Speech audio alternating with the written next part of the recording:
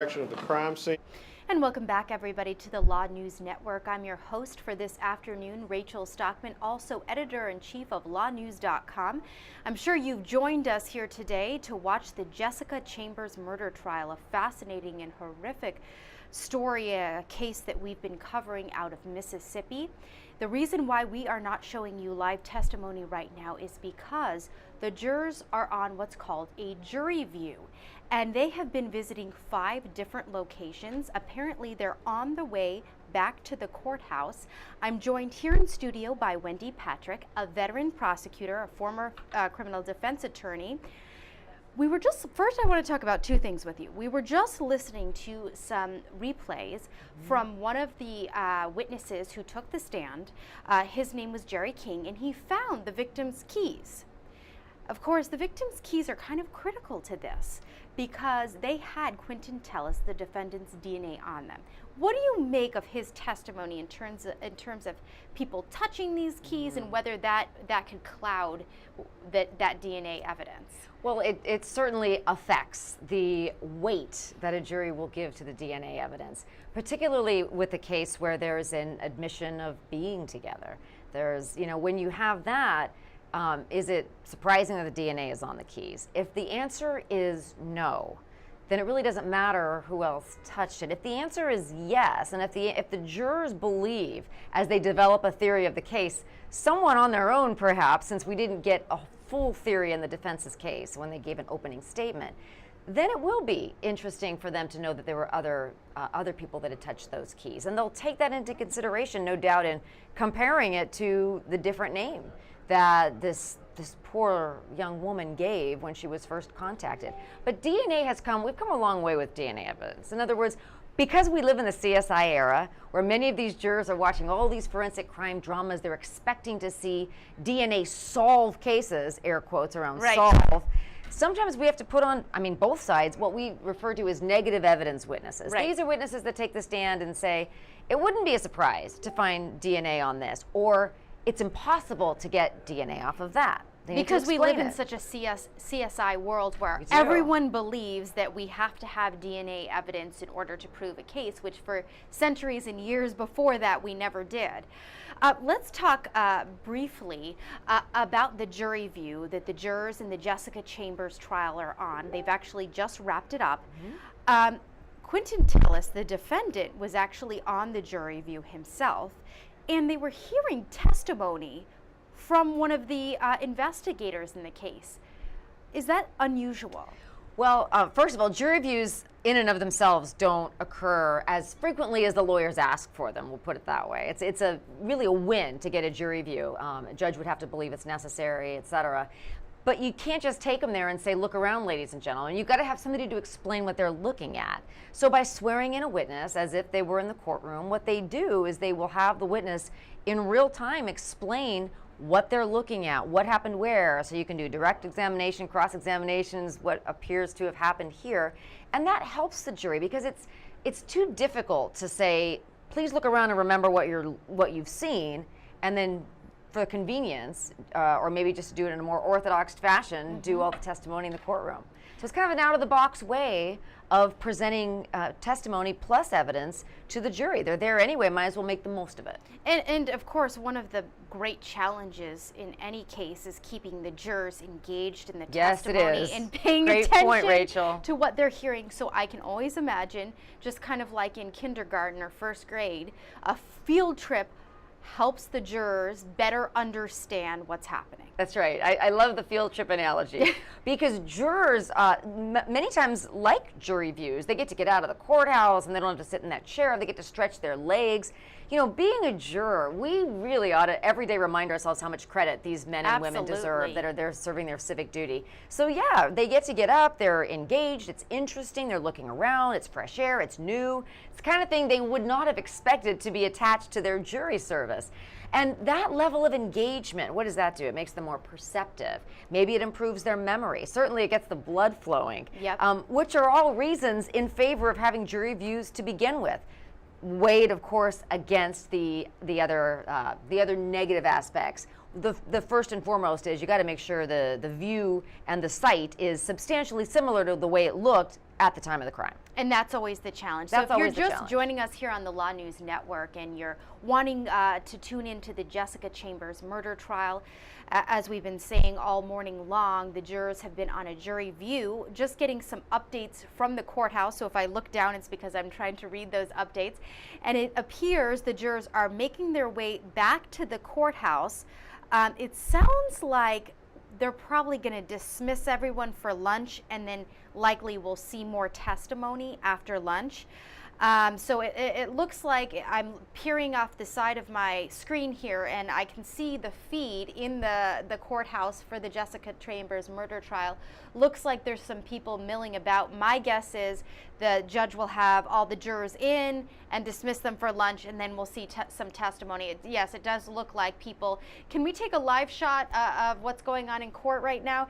Because I love to show folks, it looks like some of the people that have been watching this trial are filing into court right now, and probably things will start up quickly in all of this. So we'll, as soon as we can get the feed to you, it looks like we have it up, we will. I mean, I doubt after hours and hours of a jury view that they're going to go into testimony right away. The jurors would revolt. Yeah, they'd have a huge revolt. Back on the, you've got to keep the jurors happy and comfortable and paying attention. And if all they're thinking about is their stomachs, they won't be. You got to weigh that also against, there are sometimes witnesses who become unavailable. There are court conflicts. There's always ways in which you try to work around everybody's schedule to be as expedient as possible. Yeah, but you're right. After being out all morning, they'll likely get a good break and probably resume again this afternoon. So let's take a look again. You're looking at a live shot from inside the Mississippi courtroom where this whole trial is going down.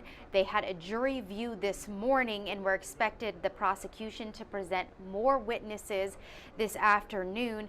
How, Wendy, does the prosecution get over the fact that more than a half a dozen first responders all testified to the fact that Jessica Chambers identified her killer as a person named Eric?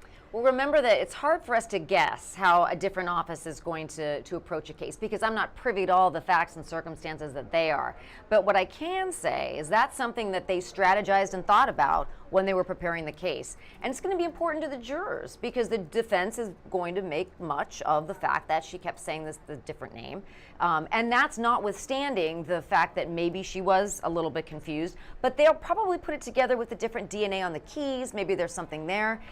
But it's almost impossible to guess in a case like this where exactly both sides are going because neither needs to have shown their hands thus far and neither side has shown us all the evidence so far. In your experience, Wendy, and you are a longtime prosecutor, how important is it for the defense not only to raise reasonable doubt, but to frame a story of who is the person who actually did it? Because a lot of times in murder trials, we see them raise the doubt, but we don't actually see them say it's this person. Right, right. So do they finger somebody else? The other dude did it. We always used to use that terminology when I was young.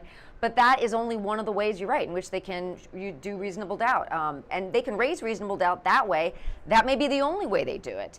That may be done in conjunction with the wrong name being used. So they can do it any way they like, and they don't have to choose which way to do it. In other words, they're not tied to one theory. Now they get criticized if they throw everything up to see what works. You know, the prosecution can come back and say, first it was this, then it was that. So, you know, that may be a reason that they didn't give all of their ammunition in opening statement because they wanted to be able to wait till the end of the case and decide which theory do we use predominantly to argue reasonable doubt. And of course, you know, because the prosecutor gets the last word, they can listen, learn, and then deliver a rebuttal based on what they hear in the defense closing. This particular crime was very, very brutal, the nature of it. The fact that this young, beautiful girl was burned to death.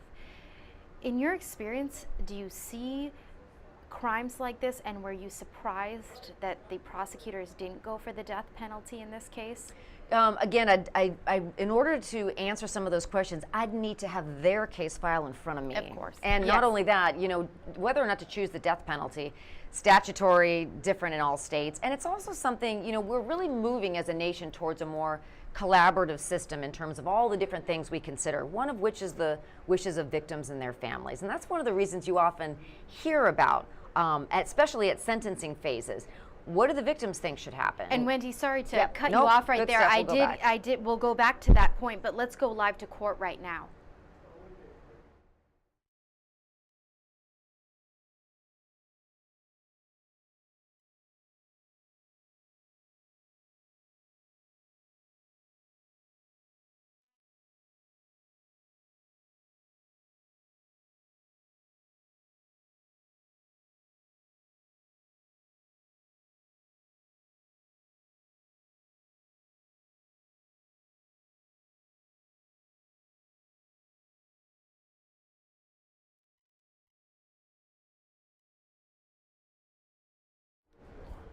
And as we predicted here on the Law News Network, they are recessing in the Jessica Chambers murder trial until 1:30 Central Time. So that's just about an hour or so from now.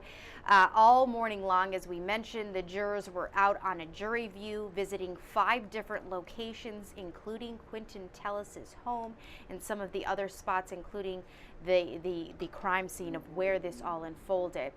As we're waiting for testimony to pick back up in about an hour, I want to turn to another case that is just explosive in the legal world. And here at Law News, we are a legal website, a crime, law, and crime website and network. And we have to cover this because it is just taking everyone by surprise. And it seems like there are just more and more victims coming forward. Of course, that's the Harvey Weinstein scandal that's going on in Hollywood and all across the U.S. It seems like all these victims are now coming forward. At first, we heard it was just sexual harassment. Then there was a New Yorker article where they talked to at least 3 women who say that he sexually assaulted them. Now we're hearing, Wendy, that both English police and the New York police have reopened their investigation. And we just got a statement in a few minutes ago that says, based on information referenced in published news reports, the NYPD is conducting a review to determine if there are any additional complaints relating to the Harvey Weinstein matter. So it doesn't sound like maybe they don't have a full-fledged investigation going on, but given what has come out in the media, they're certainly looking into this. You're a prosecutor, and you look at something like this. How hard is it to make a case against Harvey Weinstein? Well, the criminal case against him is going to have to depend on where the crimes occurred, what those state statute of limitations said at the time, and the elements of each offense. You know, sexual assault, I'm sure I don't have to tell you and your viewers, is one of the most underreported crimes in the world. When it is reported, it's usually not reported right away, unless it's a stranger situation, which is more likely, although certainly not always. With the kind of relationship assault that occurred here, where you're talking about a boss, a mentor, a friend, somebody that could make or break your career, it's very unlikely to report. That's at least what the research shows, and that's actually what happened in practice in this case, and cases like it, like Bill Cosby.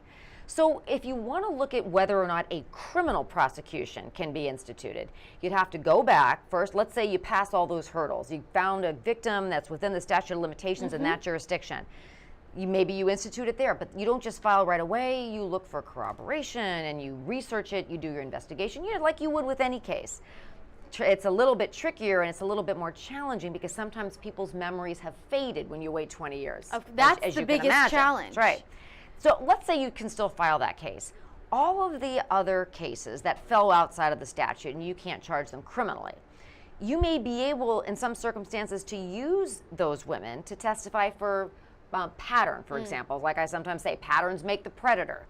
The bathrobe, asking for massages, whatever those cases had in similar and in common with the case that has been charged, a judge can decide how many, if any, of those victims get to testify in the current case. And so for women in that circumstance, justice delayed is not always justice denied, where you can bring some measure of justice to victims. Well, it's certainly going to be interesting because in the Bill Cosby case, it seemed like the allegations were even further back than in the Harvey Weinstein case. We had a case from 2015 that was documented in the New Yorker article, and in fact, there is audio of an undercover sting that happened where Harvey Weinstein pretty much admitted to groping this woman.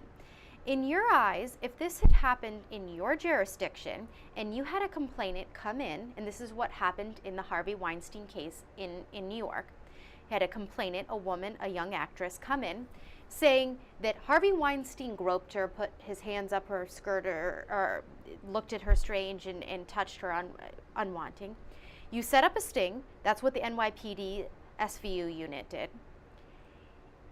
Harvey admits that he did it. Would that be enough for you to charge someone? That's not all they had, I'm sure. And in each case, you've got to have a file in front of you that has way more facts. And I know a lot of people are frustrated when they watch crimes on television because those portray somebody coming in, reporting a crime, and then the prosecutor runs to the courthouse and files a complaint. Behind the scenes, a prosecutor has to believe that they can prove a case beyond a reasonable doubt, beyond a defendant's statement. And so that's, in other words... But Wendy, we got a pretty high-profile guy here, okay? It doesn't matter who it is. Lady Justice is blind. Okay, I don't know if I completely believe Lady that. Justice is blind. Lady Justice Jurors is blind. might not be, but Lady Justice is. In other words, he's going to be held to the same standard. And you're saying you think that's aspirational. I think that's aspirational. But that's what a judge is going to say to prosecutors do. Okay. Well, that's I don't mean to. I'm not. There's many great prosecutors. I have many friends that are great prosecutors. From all I know about you, you are a very honorable prosecutor. But there are some bad apples, and there are times that prosecutors feel the push from a powerful person, from high-profile attorneys, from public opinion. I mean, one of Harvey Weinstein's attorneys allegedly, or he did, it's not alleged, donated to the DA of Manhattan's campaign in the midst of this. Now, that is not good optics. Yeah, and I like to try to remain optimistic about the way prosecutors all across the country approach their cases. So those allegations are made, trust me, I read them every day, but I choose to believe, and I hope I'm right, that prosecutors don't do those things, and that what they actually do... All prosecutors are good then? Well, we know that's not true. You know, there's always a couple of bad apples. Yep. But when you're reviewing a case that you don't know anything about, I tend to go in, I know a lot of people do, really not condemning before you have the evidence to do it. And I think sometimes being a public figure, like Weinstein is, that can cut both ways. Because it's almost like you lose either way if you're the law enforcement agency that is reviewing this. You lose if you go after him because somebody will say it's a witch hunt. You'll lose if you don't go after him because somebody will say, oh, he got a pass because he's rich and famous.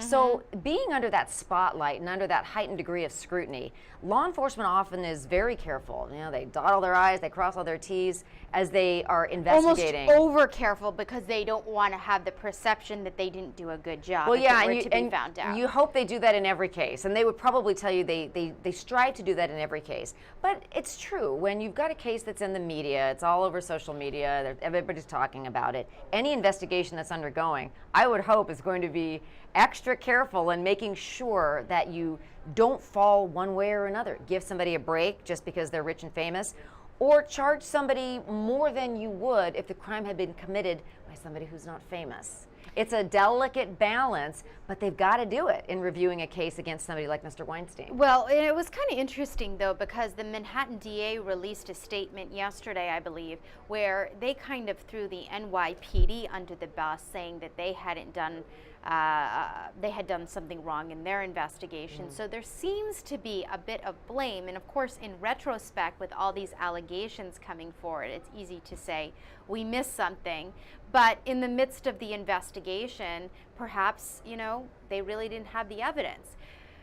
I find that hard to believe based on what's come out, but we'll have to wait and see with that. Yeah, and when you have different agencies that are investigating a case, sometimes there is a difference of opinion as to what certain evidence is worth and is it admissible, and sometimes there's a communication breakdown. I don't know whether that was the case here or not, but it's challenging when you've got a case that carries some notoriety. It's challenging when you have multiple agencies involved. That is one of the challenges that the Harvey Weinstein set of cases is going to face.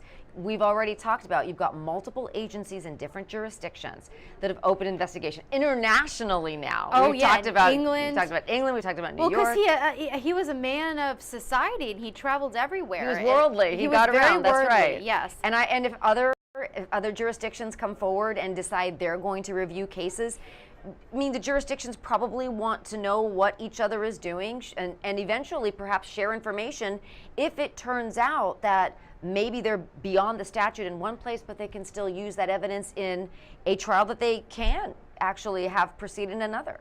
So, but that's often hard to get evidence from other women Depends on why you're using it, and that's the question. Which was the issue with Cosby. A lot of the women who wanted to testify and only were one, not allowed to. Only one. That's was right. allowed. And that's even though a lot of them shared the same experience with Quaaludes, with the being given something to drink and losing consciousness. So that gives you an idea how seriously a judge takes the prejudice that could result from allowing in those prior acts. So Wendy, another case that I know you know a little bit about that we're also following, and it looks like it may start in the next few minutes, and that is the Toledo case. It's a case out of Florida where this man, a 35-year-old man, is accused of killing his wife and her 2 children. What makes this case really unusual is the fact that they never found a body. They never found the bodies. Does that make it, and he's charged with murder and is facing the death penalty in all of this. Does that make it unusual, the fact that they didn't find a body and he's facing the death penalty? Many states have to prosecute no body cases, and it's not fatal to a prosecution. It's not fatal to proving a case beyond a reasonable doubt. Now, it's always better if we can find that kind of evidence. Yep. But on the other hand, there are other ways that they can prove that a murder occurred. And we live in a day and age of forensics, and forensics can show us so much, even when we don't have a body, that cases like this can proceed and should proceed if, even though we don't have the body, they can be proven beyond a reasonable doubt. And it does sound like from his interviews with police that he made some incriminating statements. Yes, but you need more than statements, and that's a great point that you raise. In other words, somebody can't go to jail and say, I just killed somebody, and be charged and convicted. There needs to be other evidence of the crime beyond a defendant's statement. So, but on the other hand, as you say, defendant statements are very valuable in assigning blame, and you do have that here. So it is one of those cases that they're going to show the jury other evidence of the killing beyond what the suspect says. And I do believe that we have a live shot in the Toledo courtroom right now. If we can just take that, this is happening in Florida. It's a shot, it looks like, if we can bring it up, there he is. There's Toledo, the defendant, sitting next to his attorney. It looks like court is about to begin in this case. Again, if you're just joining us, the main trial that we're watching here on the LawNewz Network is the Jessica Chambers trial that's happening out of Mississippi. This is a very high-profile case of a girl who was burned to death. But right now, we're looking live inside a courtroom in Florida where more testimony is expected to begin in the Toledo trial. He's accused of killing his wife, who was 28, and her children. Investigators said Toledo confessed, to killing his wife, but he did not confess to killing his 2 children. And the motive in all of this is that apparently she was having an affair with another man, and he got very upset. Witnesses saw him come to her office and slap her around, apparently, but lacking again are those bodies. They never found them. You know, when it comes to motive, now prosecutors don't need to prove motive to prove murder, but it's always nice. Yes. Motive matters. And this is a big... And this is a case where motive would matter more than others because, as you mentioned, it's already challenging there's no body. Now, the defense could argue, and they often do in general, domestic violence doesn't necessarily make somebody a murderer. There's nothing about, this is the defense argument, being a domestic abuser that means you're willing to kill. But the prosecution certainly can use prior acts of violence, and especially if it ties into a greater theory of motive, combining, of course, with the defendant's own statements. Well, Wendy, and sorry to cut you off, I'm seeing now that a witness is on the stand. So let's take a listen to what's going on in court in the Toledo capital murder trial.